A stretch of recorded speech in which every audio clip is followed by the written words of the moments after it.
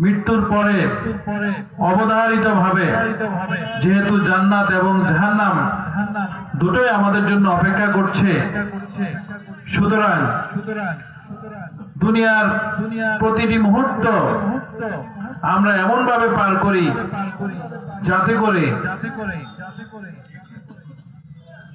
দুনিয়ার প্রতিটা মুহূর্তের জন্য পরকালে জান্নাত আমরা নিশ্চিত করতে পারি।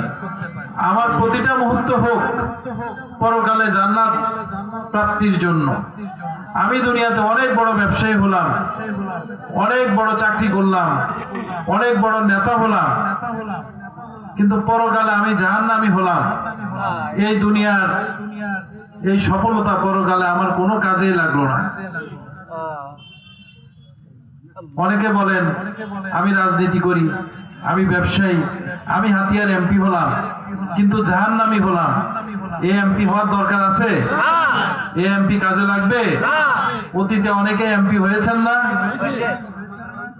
ফলাফল কি? ফলাফল ভালো? শত শত হাজার হাজার মানুষ তো এমপি হয়েছেন, মন্ত্রী হয়েছেন।